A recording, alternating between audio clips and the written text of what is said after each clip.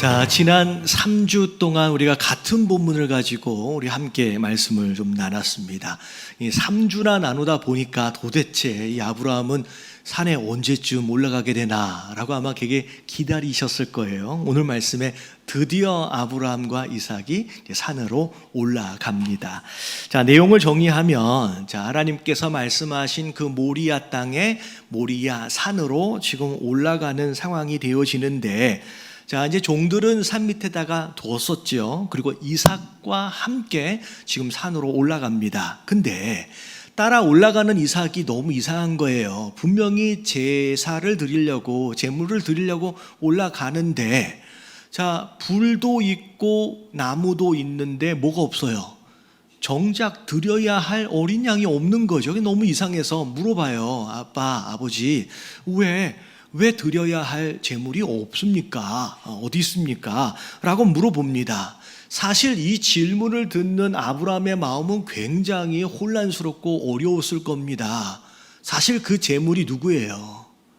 지금 물어보고 있는 이 이삭이 제물이잖아요. 사실 올라가면서 네가 제물인데 라고 이야기할 수도 없고, 그래서 고민하다가 이 8절의 내용으로 이제 답변을 해주는데, 자, 뭐라고 답변을 해주냐면, 내 아들아, 번제할 어린 양은, 자, 누가 준비하셨어요? 하나님이 자기를 위하여 친히 준비하시니라 라고 이에 대답을 해줍니다. 어쩔 수 없이 이제 실제를 말할 수가 없는 상황 가운데서 둘러서 한, 어찌 보면 그런 대답이었을 거예요. 자, 근데 이 대답 안에 굉장히 중요한 두 가지 비밀이 있어요. 첫 번째 비밀은, 물론 직접 직답으로 아들에게 그 얘기를 할 수가 없는 상황이었기 때문에 돌려서 한 이야기지만, 실제로 내일이 아니라 이제 다음 주 말씀을 보면 진짜 하나님께서 본인을 위해서 제물을 준비하셨죠. 어린 양을 미리 준비하셨어요. 그래서 다음 주일날 내용에 보면 여호와 이레, 하나님이 미리 준비하셨다. 사실 아브라함은 모르고 한 대답인데 이 말씀대로 하나님께서 그분의 뜻을 또 이루시지요. 그리고 이 안에 또 다른 비밀이 하나가 있는데, 이건 굉장히 중요한 신학적 의미예요. 자, 말씀을 보면 하나님이 자기를 위하여 친히 준비하시니라 라고 나와 있는데, 이걸 원어적으로 그대로를 직역하여 다시 번역을 하면 위하여가 빠져요. 그래서 자기가 친히 준비하시니라 라는 표현으로 다시 번역될 수 있습니다. 그러니까 직역을 하면. 근데 실제로 여러분들, 이 이삭이 제물이 아니었고 어린 양이었잖아요. 근데 그 어린 양이 실제로 누구예요? 신약시대의 예수님이거든요. 그래서 이 말씀 그대로를 다시 직역을 하면 그런 내용이 돼요. 하나님께서 그분이 스스로 제물을 준비하신 거예요. 그래서 그 제물 되어지심에 대한 영적 의미가 이 안에 있어요. 그러니까 아브라함은 모르고 답변을 한 거지만 마치 영적 선포처럼 그분이 스스로 제물 되어주심에 대한 예언적 선포다라고 생각을 하시면 될 것 같아요. 그래서 그런 대화가 진짜 어려운 대화지요. 오고 가는 사이에 드디어 하나님께서 말씀하셨던 그 장소에 이르게 됩니다. 자, 그랬을 때, 자, 어떻게 되냐면, 아브라함이 제단을 쌓아요. 제물을 이제 드리기 위해서 제단을 쌓아요. 그리고 이삭이 메고 온 이제 그 나무를 가지고 나무를 이렇게 벌려 놓습니다. 자, 이제 뭐 하면 돼요? 이제는 이삭을 잡아야 돼요. 정말로 마지막 순간이에요. 사실 이게 제일 어려운 순간일 것 같아요. 많은 사람들이 하나님의 명령에 대하여 그래 내가 해야지 라고 집에서 떠나기도 하고 3일 동안의 과정도 견디기도 해요. 그리고 산까지 올라가기까지도 합니다. 근데 마지막 순간 이 이삭을 잡아야 하는 딱 그 순간에 갈등해요. 그 순간에 이렇게 생각이 많아져요. 그러다가 결국은 하지 못하는 경우들이 굉장히 많거든요. 근데 오늘 말씀을 보니까 그 어디에도 아브라함이 그 순간 고민하고 주저했던 흔적이 없습니다. 그냥 제단 위에 나무를 버려놓고 바로 이삭을 잡아요. 거기에서 주저하면요, 순종이 완성이 안 되는 거예요. 그러니까 아브라함이 그냥 바로 결박을 하고 이삭을 제단 위에 딱 올려놓습니다. 그리고 10절을 보니까 진짜 손을 내밀어서 칼을 잡고, 자, 어떻게 해요? 아들을 죽이려고 칼을 내리치는 딱 그 순간까지를 해요. 자, 그 순간 하나님께서 11절 말씀에 어떻게 했어요?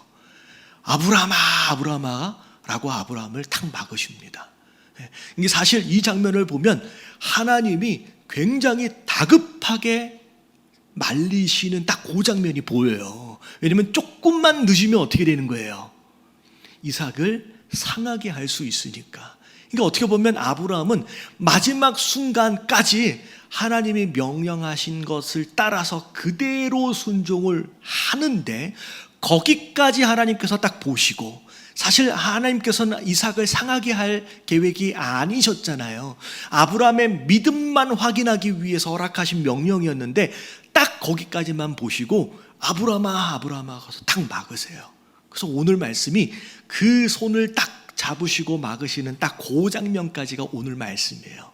자, 이 말씀을 보니까, 자, 하나님이 아브라함에게 허락하셨던 시험을 아브라함이 통과를 한 거예요, 못한 거예요? 예, 완벽하게 정말 멋있게 통과를 합니다. 여러분, 이 말씀을 통하여 우리가 알아야 될 게 뭐냐면, 우리도 아브라함처럼 허락하신 시험에 이렇게 멋있게 통과했으면 좋겠습니다. 그래서 그 통과할 수 있도록을 위해서 지난 3주 동안 쭉 말씀을 본 거예요. 시험은 누굴 위해 허락하신 것이냐? 우리를 위해 허락하신 것이다. 시험을 통과하려면 어떻게 해야 되느냐? 이렇게. 또 순종을 잘하려면 어떻게 해야 되느냐? 이렇게. 지난 3주 동안 이걸 다 배운 거예요. 근데 오늘 말씀의 주제는 뭐냐면, 자, 어떻게 아브라함이 이렇게 잘 순종할 수 있었을까라고 하는 거에 대한 질문이에요. 순종을 가능하도록 만든 가장 근본적인 능력과 이유가 뭐냐라고 하는 거에 대한 답을 오늘 마무리로 정리를 할까 합니다. 그래서 오늘 말씀을 통하여 하나님께서 우리에게 허락하신 시험이 됐든 고난이 됐든 뭐가 됐든 우리가 아브라함처럼 멋있게 시험을 잘 통과해 갈 수 있는 저와 여러분들 되시길 주님의 이름으로 축원합니다. 자, 오늘 말씀은 대지가 딱 하나예요. 한 가지만 기억하시면 돼요. 자, 1번 같이 읽어봅니다. 시작. 약속을 믿으면 순종할 수 있다. 자, 약속을 믿으면 순종할 수 있습니다. 자, 아주 간단한 원리예요. 아브라함은요, 믿으니까 순종한 거예요. 자, 뭘 믿었어요? 하나님이 아브라함에게 허락하신 약속의 말씀을 믿었기 때문에 아브라함은 순종을 할 수 있었던 겁니다. 자, 설명을 드릴게요. 3주 전에 이런 말씀을 드린 적이 있어요. 아브라함에게 있어서 두 번의 중요한 신앙의 분기점이 있다라고 말씀을 드린 적이 있습니다. 첫 번째 분기점은 창세기 12장에 나왔던 사건이에요. 하나님께서 아브라함에게 나타나셔서 내 고향, 친척, 아버지 집을 떠나라 라고 명령하셨어요. 그게 첫 번째 분기점은 떠남이었습니다. 자, 떠나라 라고 명령하셨어요. 자, 이랬을 때 그 명령에 아브라함은 순종하여 떠납니다. 떠남으로 인하여서 아브라함은 신앙이 시작이 돼요. 자, 근데 아브라함이 왜 하나님이 떠나라고 명령하셨을 때 어떻게 떠날 수 있었겠느냐? 중요한 건 아브라함이 무턱대고 그냥 떠난 게 아니라 뭘 믿어서 떠났냐면 하나님께서 아브라함에게 주신 약속을 믿었기 때문에 떠났어요. 이해되어지시죠? 그냥 맹목적으로 떠나야 돼? 떠나지. 이게 아니라 약속이 믿어지니까 떠난 거예요. 자, 무슨 약속하셨어요? 창세기 12장 2절부터 4절까지 떠나라 라고 명령하신 다음에 내가 너한테 네가 떠나면 이런 3가지 약속을 해줄게, 이런 축복을 해줄게 라고 약속하셨어요. 첫 번째, 큰 민족을 이루게 하겠다. 지금 아브람 75세 당시 자식 하나도 없는데 자식 한 명 주겠다가 아니라 너로 인하여 큰 민족이 만들어질 정도의 어마어마한 후손을 주겠다라고 하는 약속을 첫 번째 하셨어요. 자, 그리고 두 번째가 뭐냐면 내 이름을 창대하게 하겠다. 존귀한 이름이에요. 다른 사람들한테 존경을 받는 인생이 될 것이다 라는 약속을 하셨어요. 세 번째 약속이 뭐냐면 너가 아예 복덩어리가 돼서 네가 어디를 가든 너로 인하여 누군가가 복을 받고 심지어 만약에 누가 너를 저주한다 그도 저주를 받을 거야. 이 이야기는 뭐냐면 누구도 너를 함부로 건드리지 못하는 두려움의 존재가 될 거야. 하지만 너로 인하여 복을 받게 되는 복된 존재가 될 거야 라고 세 가지 약속을 하셨어요. 이 세 가지 약속이 자기 삶 가운데 이루어질 것이다 라고 하는 것을 믿음으로 떠나는 거예요. 근데 자 보세요. 지금 몇 년 정도가 지났냐면 약 30여 년 정도가 훨씬 더 넘었어요. 근데 지금 이 약속을 믿고 떠난 그 상황 안에서 아브라함의 자기 삶을 보니까 여러분 이 약속의 말씀이 이루어집니까? 안 이루어집니까? 거진 다 이루어지고 있어요. 사실 자식이 없는 상황 가운데서 벌써 아이가 자랐습니다.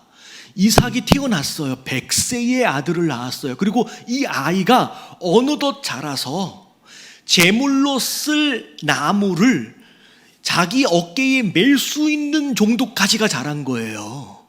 그러니까 그 약속이 첫 번째 이루어졌죠. 그리고 내 이름을 창대하게 할 것이고 복이 될 것이다 라고 하는 말씀은 불과 한 달 전에 우리가 말씀 나눴던 내용이 뭐냐면 지금 그랄 지역에 살고 있는데 그랄의 왕이 오히려 아브라함에게 찾아옵니다. 그리고 우리 서로 싸우지 말자, 우리 서로 친하게 지내자. 왕이 찾아와서 아브라함한테 화친 조약을 먼저 권해요. 다시 말하면 왕이 찾아올 정도의 존귀한 인생이 지금 되어져 가고 있잖아요. 근데 심지어 그랄 왕이 올 때 혼자 안 와요. 누구 데리고 와요? 여러분 군대 장관까지를 데리고 옵니다. 아브라함은 그냥 한 집안의 가장일 뿐이에요. 족장이에요. 근데 한 나라의 왕이 오면서 군대 장관을 데리고 들어와요. 여러분 이 모양새 안에서 우리가 뭘 볼 수 있냐면 이 아비멜렉 그랄 왕은 아브라함을 뭐하고 있냐면 두려워하고 있는 거예요. 별것이 아닌 그냥 한 가정의 가장 정도밖에 안 돼 보이는데 아브라함이 이 그랄 왕에게 있어서는 두려움의 존재가 되는 거예요. 그래서 이 군대 장관까지 데리고 옵니다. 여러분 이게 왜 그러냐면 아브라함 자체가 무서운 게 아니라 아브라함 뒤에 누가 계세요? 하나님이 계시는 거예요. 그래서 그랄 왕이 와서 첫 번째 한 얘기가 뭐냐면 내가 널 보니 네가 누구 하나님이 너와 함께 하심이 보인다는 거예요. 여러분 이 복을 아브라함이 떠난 것으로 인하여 전부 다 지금 다 받았고요. 지금 다 누리고 있는 거예요. 결국은 아브라함이 처음 하란 땅을 떠날 때 그냥 떠난 게 아니라 뭘 믿고 떠났다? 약속을 믿고 떠났어요. 그리고 약속을 믿고 떠났더니 그 약속이 지금 다 이루어지고 있는 거예요. 그리고 22장에 와서의 두 번째 분기점이에요.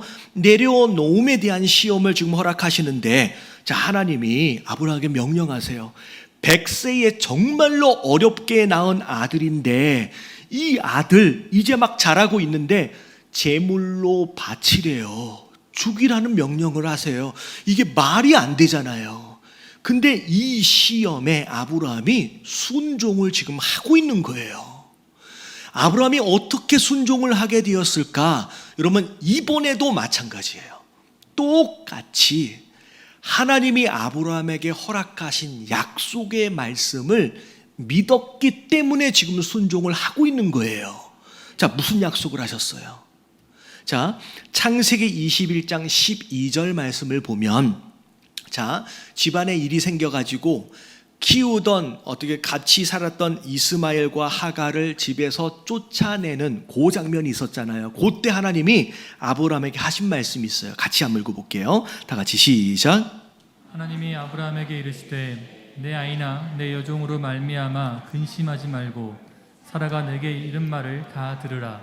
이삭에게서 나는 자라야 내 씨라 부를 것임이니라. 자, 분명히 하나님 뭐라고 말씀하셨냐면 이삭에게서 나는 자라야 내 씨라 부를 것이다 라고 말씀하세요.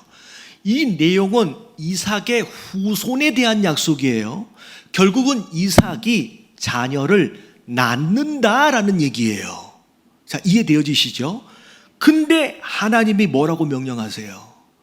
그 이삭을 제물로 죽여서 바치래요. 분명히 약속은 이 아이가 자녀를 낳는다라고 했는데 이제 10대 중반밖에 안 되는 이 이삭을 죽여서 바치라는 거예요. 자, 어떻게 보면 하나님의 약속과 지금 하나님의 명령이 지금 충돌하는 겁니다. 모순이 생긴 거예요. 분명히 자녀를 낳는다고 했는데 지금 죽여라? 어떻게 이게 말이 되느냐?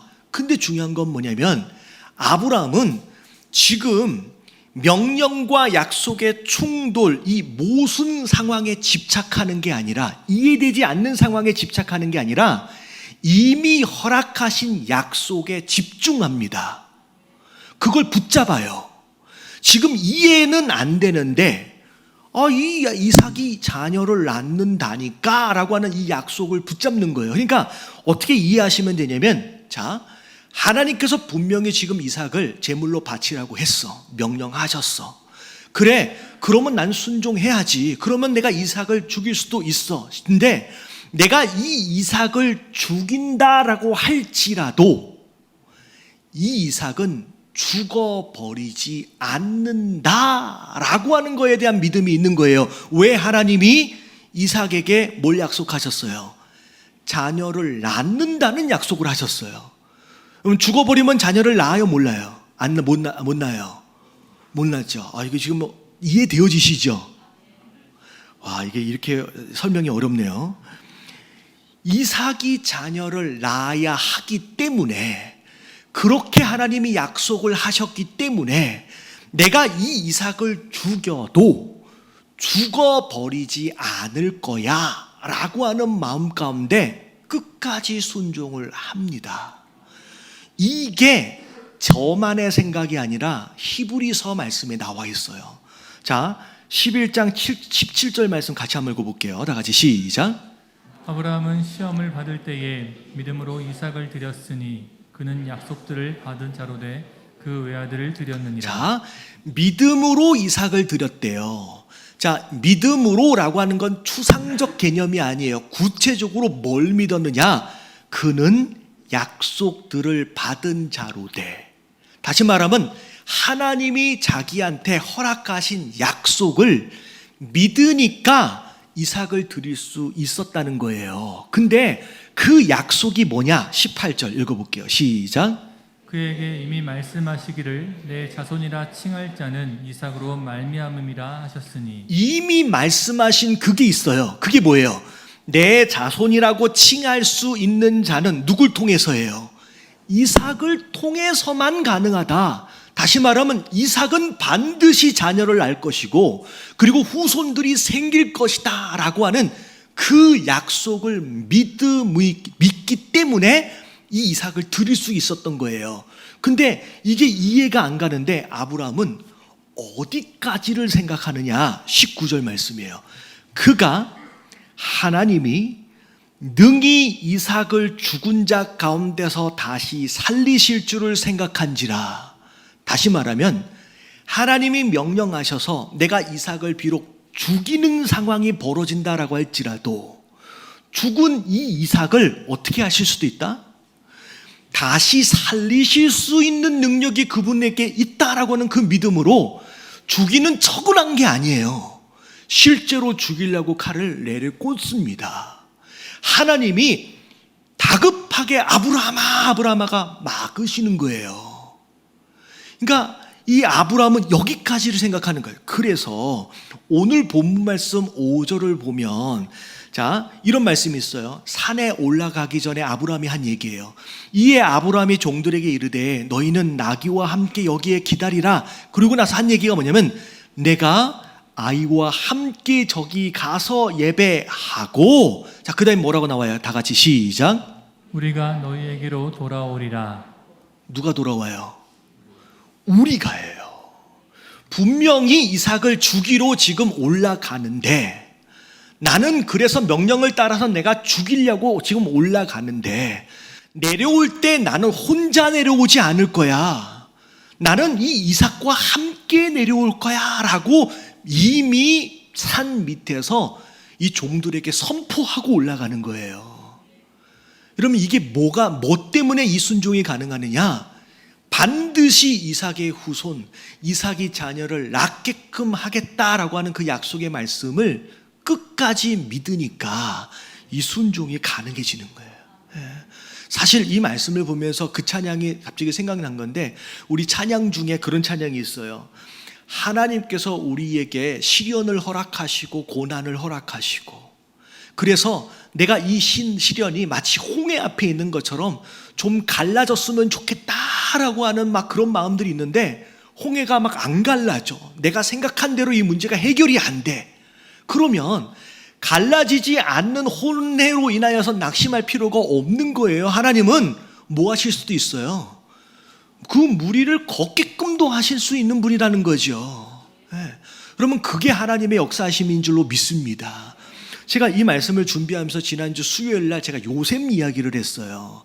자, 요셉 이야기를 여러분 잘 들어보시면, 여러분 우리 삶에 굉장히 중요한 어떤 메시지가 있습니다. 자, 요셉이 형제들도 많아요. 그런 가운데 시기와 질투로 팔려가게 됩니다. 원래 요셉은 아버지로부터 진짜 사랑을 받는 아들이었어요. 이 형들이 10명이나 있잖아요. 근데 형들이 10명이나 있는데 자기만 색깔 있는 옷 입어가면서 얼마나 편애를 받고 자랐는지 진짜 곱게 자랐어요. 근데 갑자기 형들의 어떤 그런 질투와 시기심으로 인하여 노예로 팔려가게 됩니다. 여러분, 노예로 팔려갈 때의 요셉의 마음을 한번 생각해 보자고요. 자기를 사실은 죽이려고 했다가 죽이지 말고 그냥 팔자라고 해서 팔려가는 거예요. 여러분, 그 상황에서 형들에 대하여 얼마나 밉고 원망스럽고 두렵고, 여러분 형들에 대한 어떤 그런 감정들이 굉장히 심했을 거예요. 근데 저는 그 상황에서 형들이 미운 것보다 더 힘든 게 뭐냐면, 하나님이 자기를 버린 것 같은 느낌. 무슨 얘기인지 아시겠어요? 하나님이 계시다면 요셉은 종으로 팔려가면 안 되잖아요. 왜 종으로 팔려가게끔 하나님이 내버려 두셨지?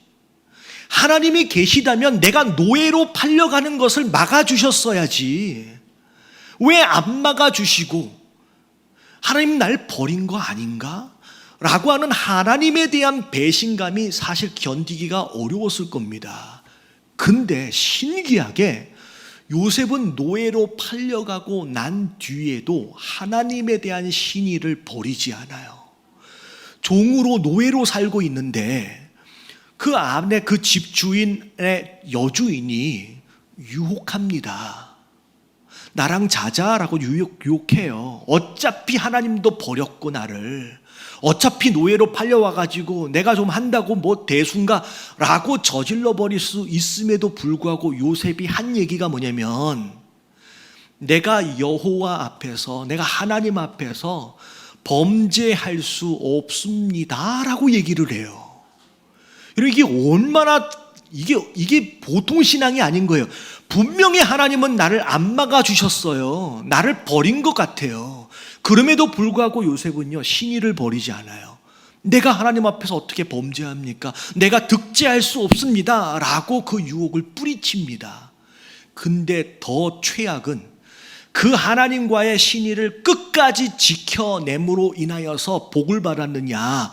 그게 아니에요. 표면상으로 볼 때는 그것 때문에 오히려 누명을 쓰고 감옥까지 가버립니다.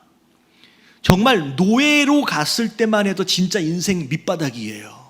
더 내려갈 수가 없는 상황인데 감옥까지, 지하 감옥까지 가버려요. 이거는 끝장난 거예요. 근데 신기하게 감옥 안에서의 생활을 보면 요셉이 끝까지 하나님에 대한 신의를 버리지 않아요. 벌써 몇 번째 버림당한 거예요. 요셉 입장에서 볼 때 벌써 두 번째 나를 버린 거예요. 솔직히 거기에서 보디발의 아내가 유혹했을 때 내가 신의를 지켰잖아요. 그러면 하나님이 나를 축복하시고 나를 지켜주시고 나를 보호해 주셨어야 되는데 감옥까지 가게끔 하나님 내버려 두신 거예요. 얼마나 마음이, 그럼에도 불구하고 감옥 안에서도 신의를 지킵니다. 하나님의 백성으로서의 삶을 살아내요. 그러다가 술관원, 떡관원이 들어와요. 여러분 기억하시지요? 술관원, 떡관원 얘기가 들어와서 꿈을 해석해 준 것으로 인하여서 술관원이 살아요, 나중에. 그리고 나갈 때 요셉이 뭐라 그래요? 나가면 나를 좀 기억해 주세요. 나는 죄 짓고 들어온 게 아닙니다. 라고 얘기했어요. 마지막 희망이었어요. 근데 술관원이 나가자마자 요셉을 잊어버립니다. 자, 벌써 하나님께서 몇 번 버리신 거예요? 요셉 입장에서 볼 때 벌써 요셉을 3번이나 버린 거예요. 끝까지 나는 신앙을 지켜보려고, 나는 끝까지 믿음으로 살아보려고 이렇게 몸부림을 치는데 하나님은 어느 순간에도 도와주시지 않는 것 같고 어느 순간에도 나를 지켜주시지 않는 것 같고 그냥 나를 내팽개치고 버리신 것 같은 느낌이 계속 오는 거예요. 근데 요셉이 어떻게 끝까지 포기하지 않고 견딜 수 있었느냐? 요셉도 똑같아요. 요셉에게 주신 하나님의 약속이 있었어요. 그 약속이 뭐예요? 이런 꿈으로 주신 약속이에요. 내가 비록 어디까지 간다라고 할지라도 하나님이 주신 이 약속은 반드시 이루어지고야 만다라고 하는 그 믿음 때문에 그 감옥 끝까지 가서도 버텨내는 거예요. 근데 잘 보세요. 3번 버린 게 아니에요. 요셉을 하나님이 3번이나 무시해버리고 하나님이 요셉을 3번이나 버리신 게 아니더라는 거예요. 나중에 총리가 되고 나니 실제로 하나님 약속하신 대로 존귀한 자의 자리에 딱 앉고 보니 종으로 팔려가게 된 그 상황도 하나님이 요셉을 버린 것이 아니었고, 노예에서 감옥으로 가게 된 것도 하나님 버리신 게 아니었고요, 감옥 안에서 잊혀진 자가 되어진 상황도 하나님 버리신 게 아니었어요. 그 꿈을 이루어지게 하기 위해서 반드시 필요했던 과정이었던 거예요. 나중에야 깨닫는 거예요. 아, 하나님이 이에서 나를 마치 버리신 것처럼 내버려 둔 것처럼 두신 거였구나. 근데 결국 그 꿈이 이루어질 때까지 하나님 기다려 주신 거였구나 라고 깨닫는 거예요. 여러분, 우리 인생이 그럴 경우가 많아요. 하나님이 계시면 나를 그때 그렇게 내버려 뒀으면 안 되지요. 하나님이 계시면 그때 나를 지켜주셨어야지요. 하나님이 계시면 그때 나를 보호해 주셨어야지요. 내가 그때 얼마나 힘들고 내가 그때 얼마나 어렵고 내가 그때 얼마나 죽고 싶었는데, 근데 그때 하나님 버리신 게 아니었다는 거예요. 요셉처럼 다윗처럼 노아처럼 하나님께서 그때도 계셨고요, 약속하신 그 말씀이, 그 약속이 이루어질 수 있도록을 위해서 오히려 하나님이 고통 가운데서 끌고 가고 계신다는 거예요. 여러분, 그 약속을 믿으시길 주님의 이름으로 축원합니다. 많은 사람들이 그 과정 안에서 실망해요. 왜 나를 그러면 안 되지. 결국 약속이 이루어질 때 되어지면, 아, 하나님이 왜 거기에서 나로 하여금 그 고난과 그 역경을 견디게 하셨는지에 대하여 이유를 알 때가 올 줄로 믿습니다. 아브라함이 순종할 수 있었던 이유는 딱 한 가지예요. 분명히 약속하셨어요. 이삭이 자녀를 낳는다고 약속하셨어요. 그리고 이미 약속하신 것이 자기 삶 가운데 이루어지는 것을 봤어요. 그러니까 이 약속도 반드시 하나님이 이루어 주실 것이다 라고 하는 믿음 때문에 지금 견디고 가는 거예요. 요셉도 마찬가지, 다윗도 마찬가지, 성경에 등장하는 모든 사람들이 말씀을 붙잡고 그 약속이 이루어질 것을 기대하면서 견뎌가는 거예요. 여러분 깨달아지시길 주님의 이름으로 축원합니다. 그래서 로마서 5장 3절부터 4절까지 같이 말씀 읽을게요. 다 같이 시작. 다만 이뿐 아니라 우리가 환난 중에도 즐거워하나니 이는 환난은 인내를, 인내는 연단을, 연단은 소망을 이루는 줄을 알미로다. 힘들고 어려운 이 환난 가운데서도 내가 즐거워할 수 있대요. 이유가 뭐냐면 맨 끝에 나와요. 소망을 이루는 줄 알미로다. 소망이 이루어진다라고 하는 것은 하나님의 약속이 결국 이루어질지에 대한 기대예요. 그것 바라보고 환난 가운데서도 인내해 보는 거예요. 그 인내의 과정들을 통하여 연단을 버텨내는 거예요. 그런 과정들 안에서 결국은 하나님이 이루어내시는 것을 경험하고야 만다는 거예요. 여러분 진짜 힘들고 어려워서 이제는 다 내려놓고 포기하고 싶은 마음들이 있다라고 할지라도, 심지어 요셉이 가질 수 있었던 것처럼 하나님에 대한 오해가 우리 마음 가운데 있다라고 할지라도 약속을 이루어내실 그 하나님을 기대하시면서 조금만 더 견뎌가시길 주님의 이름으로 축원합니다. 그래서 딱 두 가지만 더 기억하면, 자, 첫 번째 같이 읽어봅니다. 시작. 복 주심에 대한 약속을 믿음으로 명령에 순종해라. 여러분 하나님께서 우리에게 허락하시는 말씀이 있어요. 하나님 분명히 지켜주시고, 하나님 분명히 채워주시고, 보호하시고, 인도하시고, 축복하시고, 상 주신다고 약속하셨어요. 여러분 우리가 하나님의 우리가 아브라함의 자손인 줄로 믿습니다. 그에게 하신 모든 약속이 우리에게 하신 약속이에요. 여러분 그것을 믿음으로 받으시면 돼요.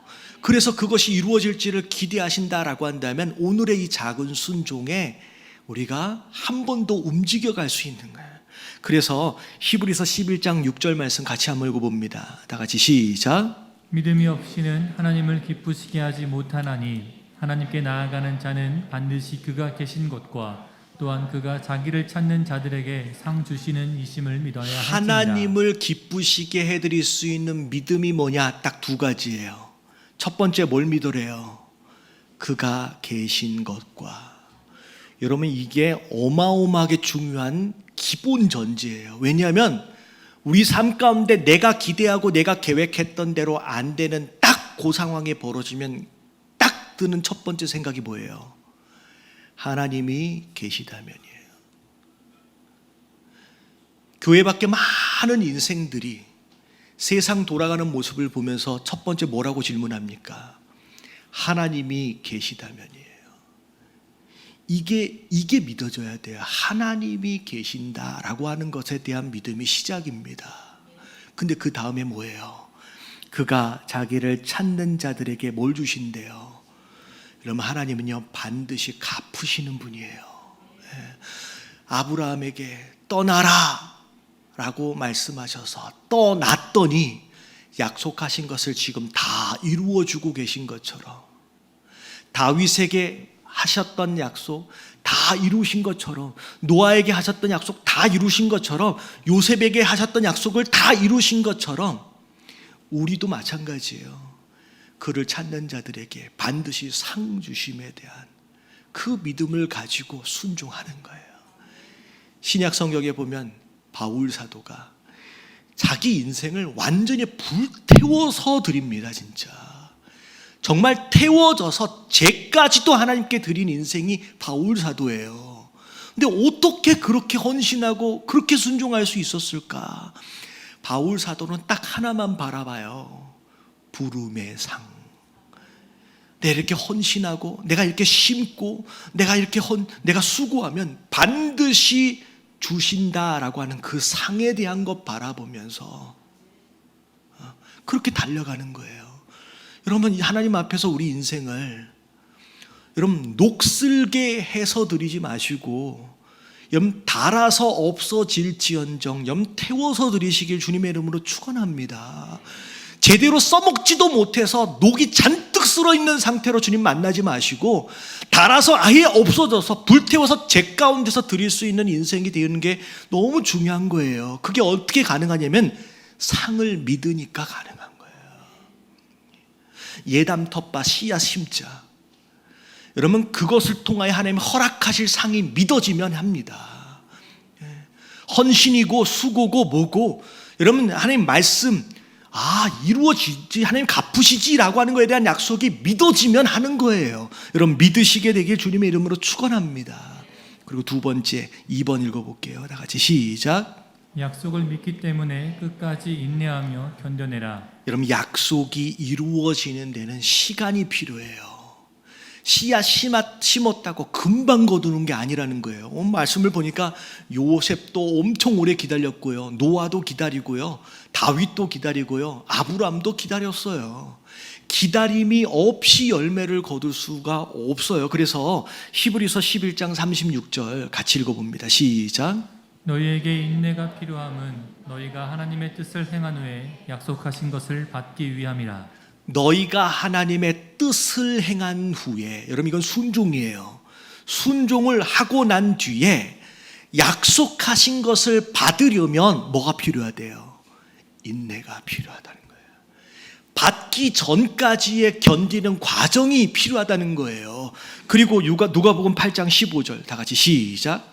좋은 땅에 있다는 것은 착하고 좋은 마음으로 말씀을 듣고 지키어 인내로 결신하는 자니라. 자, 씨 뿌리는 비유예요. 좋은 땅에 씨앗이 뿌려졌어요. 자, 일단 자라겠죠. 그냥 중요한 건 뭐냐면 결실, 열매는 언제 거둬요? 인내로 열매를 거둡니다. 기다림이 없고 인내하지 않으면 열매를 딸 수가 없는 거예요. 여러분 시간이 필요하다라고 하는 거 여러분 끝까지 견뎌내시길 주님의 이름으로 축원합니다. 그래서 이게 시간이 얼마나 중요하느냐 제가 한 달 정도 좀 넘은 것 같아요. 그 집에서 수박을 열심히 이렇게 맛있게 먹는데 브랜든이 씨앗을 막 뱉어내면서 물어보는 거예요. 이거 수박 씨를 심으면 나냐고 물어보는 거예요. 그래가지고 이거 나겠지. 근데 이 수박씨 이거 심는다고 진짜 날까? 안 해봤거든요. 근데 브랜든이 한번 심어보재. 그래가지고 오케이. 그래서 이 수박씨를 한 10개 정도를 모아가지고 땅에 심기 전에 휴지에다가 이렇게 물을 막 해가지고 그 안에다 덮어놨어요. 진짜 이게 날까? 싹이 틀까?